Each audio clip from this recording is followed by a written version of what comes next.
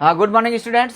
आज अपन कक्षा 10 के विषय विज्ञान के अंतर्गत ही अध्याय नंबर 2 मानव तंत्र। मानव तंत्र के अंतर्गत अपन पढ़ेंगे आज मानव पाचन तंत्र।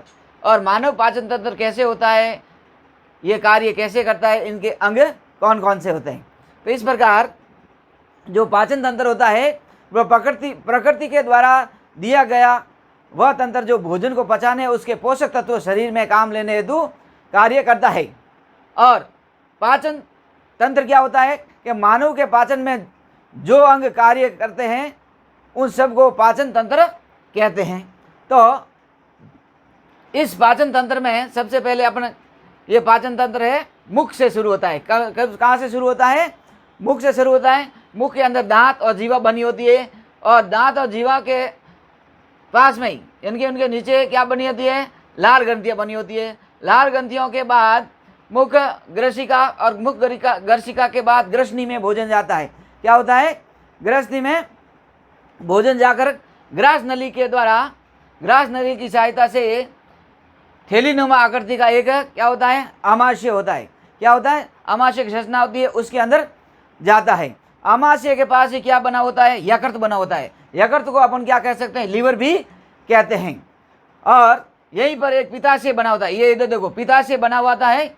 इधर ये पित्ताशय है जो गुब्बारे की आकृति का होता है, गुब्बारे नुमा होता है। इसे पित्तरस का भंडार, पित्तरस स्रावित होता है। इससे क्या होता है? पित्तरस स्रावित होता है। फिर आमाशय, ये आमाशय से ही जुड़ा होता है क्या? छोटी आंत क्या होती है? वहाँ से ही इस आमाशय के अंदर से खुलती है छोटी आंत। और छोटी आंत यहाँ भोजन का, छोटी आंत में क्या होता है? यहाँ भोजन का पाचन होता है। ये छोटी आंत बड़ी आंत से जुड़ी होती है। ये देखो इधर छोटी आंत है। छोटी आंत ये किससे जुड़ गई? बड़ी आंत से जुड़ गई है। ये बड़ी आंत से जुड़ने के बाद बड़ी आंत से जुड़ी होती है, जिसके अंत में फिर क्या होता है? इसके बड़ी आंत के बाद गुदा नाल होती है। गुदा नाल से जब भोजन पूरा पच जाता है, पीछे अवशिष्ट पदार्थ रहता है, तो गुदा द्वार से, मल के द्वार से, गुदा नाल के सहायता से गुदा द्वार से मल मानव त्याग देता है।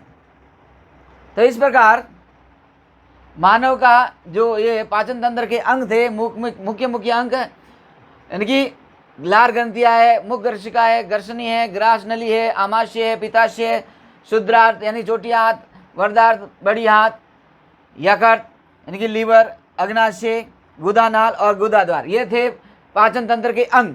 अब ये पाचन तंत्र के अंग कैसे कार्य करते हैं? पाचन तंत्र के अंग कैसे कार्य करते हैं? तो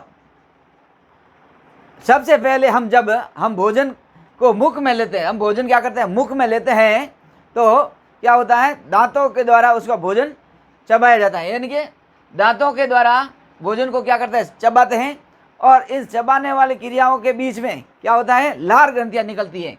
इधर लाल ग्रंथियाँ होती है और ये लार ग्रंथियाँ उस भोजन के अंदर मिल जाती है। और भोजन का क्या होता है? ये लार ग्रंथियाँ उसके अंदर शामिल हो जाती है। और यहीं से लार ग्रंथियों में रासायनिक पदार्थ होता है, वो भोजन के अंदर क्रिया करना शुरू कर देते हैं। और पाचन क्रिया यहीं से शुरू हो जाती है। अपनी पाचन क्रिया कहाँ से होती है? मुख से ही पाचन क्रिया शुरू हो जाती है। यहाँ मुख्यतः कार्बोहाइड्रेट का पाचन होता है। यानी कि मुख के अंदर जो ग्रसनी होती है, ग्रसनी से पहले ही क्या हो जाता है? कार्बोहाइड्रेट का पाचन होता है। बाद में भोजन ग्रसनी में जाता है। बाद में ये भोजन कहाँ जाता है? ग्रसनी में जाता है। और ग्रसनी के बाहर ये आगे ग्रास नली होती है। ग्रसनी के बाहर क्या होती है? ग्रास नली होती है। और भोजन जब ग्रास नली से आगे, ये ग्रास नली के आगे भोजन कहाँ जाता है?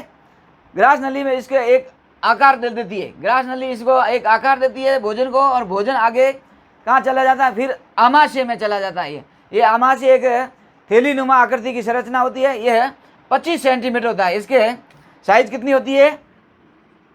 25 सेंटीमीटर की थैलीनुमा साइज होती है।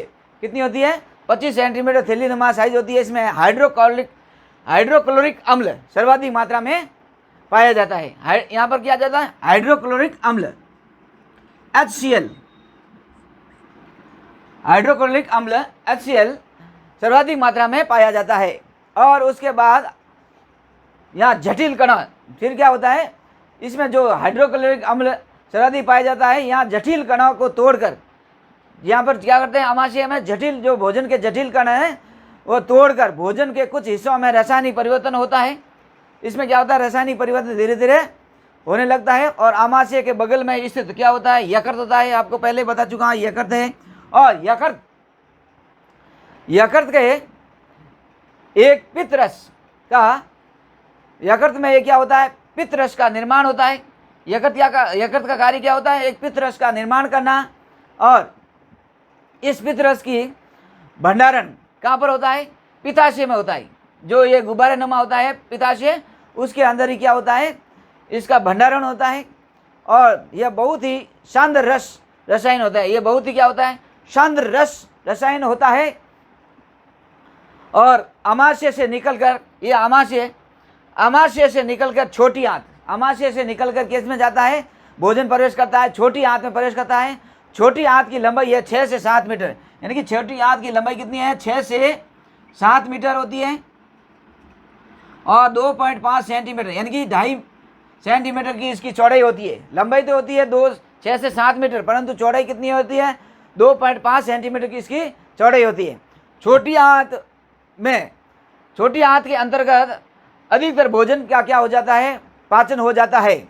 और जो भाग आमाशय में नहीं पच सकता है उसका पाचन छोटी आंत में हो जाता है। पहले आमाशय में पचता है, उसके बाद छोटी आंत में, जो आमाशय में नहीं पचता वो छोटी आंत में पूरा पच जाता है। और उसका अंत में क्या होता है, इसके बाद भोजन छोटी आंत से किस में चला जाता है, बड़ी आंत में। ये बड़ी वाली आंत है, इसमें चला जाता है। और बड़ी आंत लगभग कितनी होती है, बड़ी आंत लगभग 1.5 मीटर कितनी होती है, 1.5 मीटर तो होती है लंबी, और 4 सेंटीमीटर चौड़ी होती है। ये चौड़ी कितनी होती है, 4 सेंटीमीटर चौड़ी, और 1.5 मीटर तो लंबी होती है, और 4 सेंटीमीटर की चौड़ी होती है। इसमें जल और अन्य पदार्थ क्या हो जाते हैं, अलग अलग हो जाते हैं।